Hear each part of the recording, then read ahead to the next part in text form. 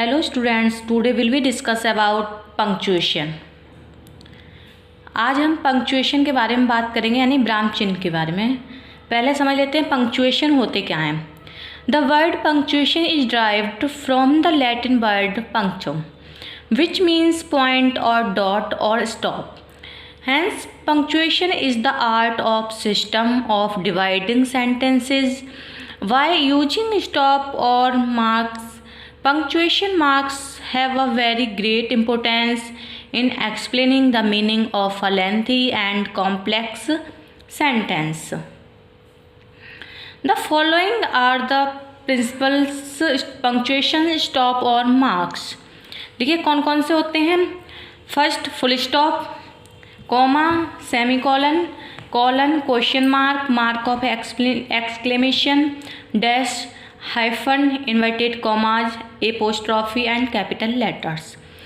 जो पंक्चुएशन होते हैं, शब्द लैटिन भाषा के पंक्चुअम शब्द से बना है, जिसका अर्थ है पॉइंट और डॉट और स्टॉप। अतः पंक्चुएशन विराम चिन्हों द्वारा वाक्यों को विभाजित करने की एक कला है। पंक्चुएशन मार्क्स यानी विराम चिन्ह जटिल वाक्य रचना के अर्थ को स्पष्ट करने में महत्वपूर्ण भूमिका अदा करते हैं। अंग्रेजी भाषा में प्रयुक्त होने वाले प्रमुख विराम चिन्ह निम्नलिखित हैं। ठीक है, अब हम 1 by 1 इनके बारे में पढ़ेंगे।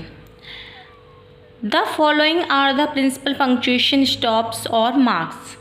फर्स्ट है फुल स्टॉप। फुल स्टॉप क्या है? If full stop is the dot और हैवी पॉज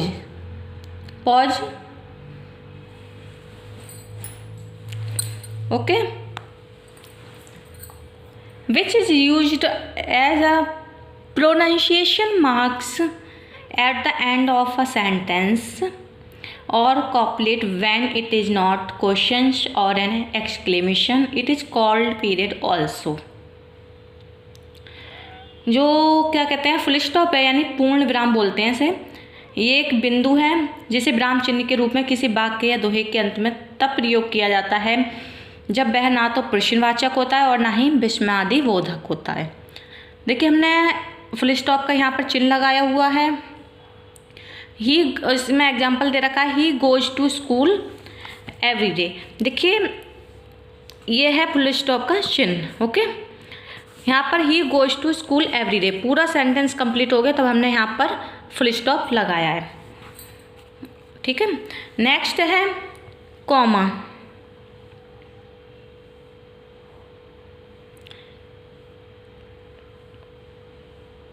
देखिए हाँ, अभी इसका when a sentence is assertive और imperative and gives out full meaning, यानी जब वाक्य असर्टिव या इम्परेटिव हो तब भी हम फुल स्टॉप का यूज करते हैं। ओके, और है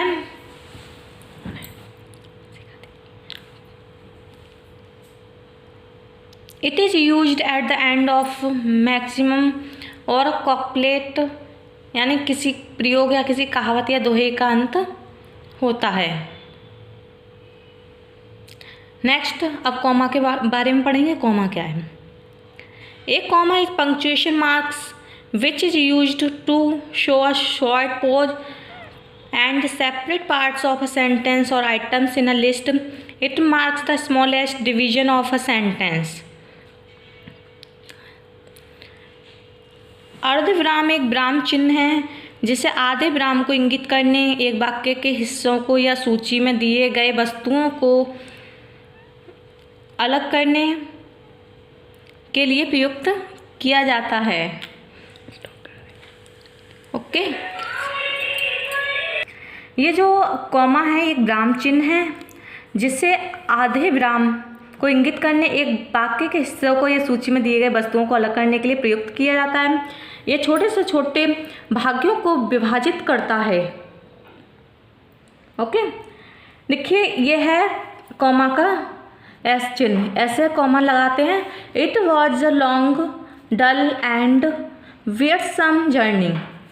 जब सेंटेंस को हमें टुकड़ों में बांटना है तो हम उसमें क्या करते हैं, कॉमा लगा देते हैं। ओके, देखिए इसका यूज्ड कुछ कंडीशन में किया जाता है। To separate series of words in the same construction, यानी उसी वाक्य रचना में, वाक्य रचना उसी में क्या कहते हैं, एक साथ शब्द लिखे हुए शब्दों को अलग करने के लिए। जैसे इट वॉज अ लॉन्ग डल, मैंने आपको एग्जाम्पल के तौर पे बताया था।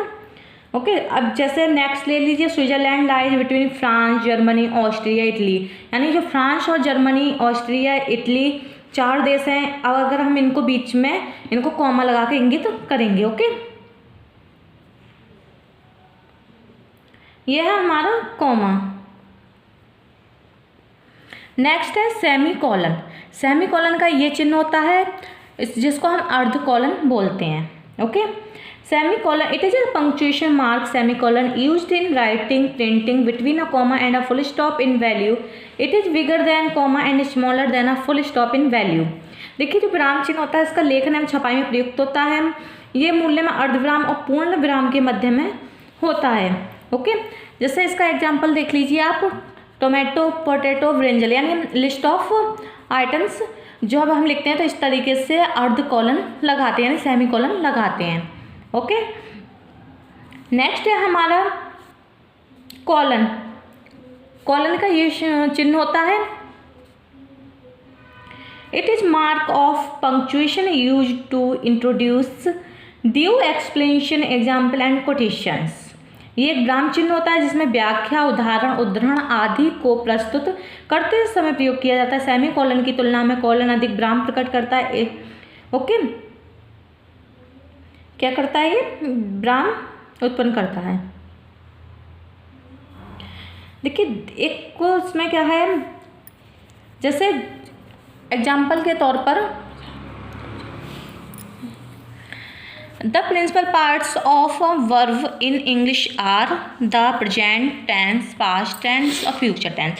देखिए, हमें यहाँ पर टाइप्स बताने हैं तो हमने यहाँ पर क्या लगा दिया, कॉलन। लेकिन जैसे प्रेजेंट, पास्ट, फ्यूचर, इनके बीच में हमने क्या लगा दिया, कॉमा। ओके, लास्ट में फुल स्टॉप। नेक्स्ट है क्वेश्चन मार्क और note of interrogation. If a sentence is interrogative, a mark of interrogation instead of a full stop is used at the end. अगर कोई वाक्य प्रश्नवाचक है तो उसके अंत में पूर्ण विराम के बजाय प्रश्नवाचक का प्रयोग किया जाता है। जैसे एग्जाम्पल के तौर पर है हु इज देयर, लास्ट में हमने क्या लगा दिया, इसका क्वेश्चन मार्क। ओके, फिर है नेक्स्ट हमारा मार्क्स ऑफ एक्सक्लेमेशन।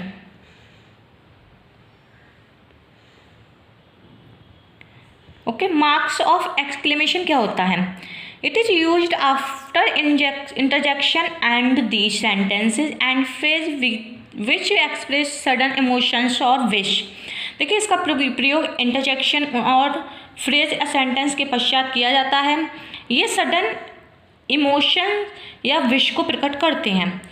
जैसे ये है, ये चिन्ह होता है हमारा एक्सक्लेमेशन का, alas I have done, alas I have undone, यहाँ क्या आएगा, अनडन आएगा। ठीक है, यानी ये दुख का चिन्ह होता है, अलास शब्द होता है, ये किसका होता है, दुख का। ओके, जैसे और कुछ आ जाए, long live the king, wish कर रहे हैं कि भगवान राजा को लंबी उम्र दे। ओके, बोलते हैं मे यू लिव लॉन्ग, आपको लंबी आयु दे, तो ये विश करना होता है एक तरीके से। नेक्स्ट है हमारा डैश। डैश में देखिए ये चिन्ह होता है, it is use to introduce incomplete pause और चेंज ऑफ थॉट और subject. It is bigger than the hyphen. देखिए, ये हाइफन के शब्द से बड़ा होता है। क्या होता है, हाइफन से बड़ा होता है। ये नीचे हाइफन दिख रहा है, यहाँ पर छोटा है, और डैश क्या होता है, बड़ा होता है। Okay, to joint compound words, दो शब्दों को मिलाकर एक कंपाउंड वर्ड बनता है, यानी दो शब्दों को मिला करके हम बनाते हैं, वो तो हाइफन में करते हैं। लेकिन जो है हमारा डैश में क्या होता है, इसका प्रयोग अपूर्ण विराम या विचार परिवर्तन सब्जेक्ट को पुनः इंट्रोड्यूस करने के लिए किया जाता है। ये हाइफन से बड़ा होता है। जैसे if my mother were alive but we lament the past, इनके बीच में हम क्या लगाएंगे, डैश लगाएंगे। अब जैसे यहाँ पर देखिए आप, हस्बैंड, चिल्ड्रन और friends. Okay, husband, children, friend, इनके बीच में क्या लगा हुआ है, कॉमा, बीच में हमने लगा दिया डैश, ऑल डिजर्टेड हर, लास्ट में फुल स्टॉप। ओके, अब पढ़ेंगे हाइफन क्या होता है। It is smaller than a dash, ये डैश से छोटा होता है। जैसे गुड बॉय के बीच में, गुड बाय के बीच में क्या है, हाइफन लगा दिया है। ओके, ये जो है इसको हम दो वर्ड्स को जोड़ने के लिए हाइफन का यूज करते हैं। गुड को और वाई को जोड़ने के लिए हमने हाइफन का यूज किया है। नेक्स्ट है हमारा inverted commas. Inverted commas are use to introduce a questions और word spoken by a person. ये कोटेशन हुई है, वक्ता द्वारा कहे शब्दों को उसी रूप में व्यक्त करने के लिए इन्वर्टेड कॉमा का यूज किया जाता है। ये है इन्वर्टेड कॉमा। देखिए हम डायरेक्ट इनडायरेक्ट बनाते हैं तभी हम इन्वर्टेड कॉमा का यूज करते हैं। जैसे आई मस्ट गो, सैड ही, उसने कहा मुझे जाना चाहिए। ओके, तो जो कथन है यहाँ पर हम उसको इन्वर्टेड कॉमा में बंद कर देते हैं। ओके, जैसे किसी भी राइटर की कोई भी कोटेशन हो उसको हम इन्वर्टेड कॉमा में ही लिखते हैं। नेक्स्ट है हमारा लास्ट एपोस्ट्रॉफी।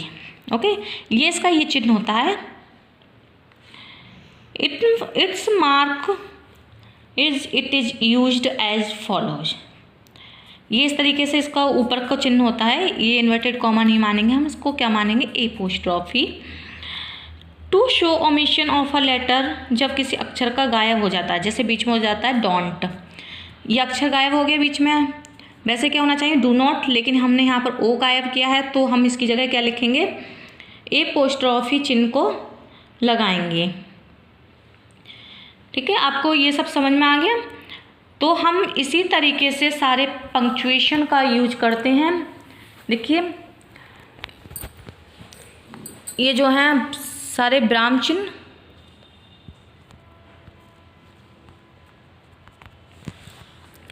ये पंक्चुएशन है ये हमारे।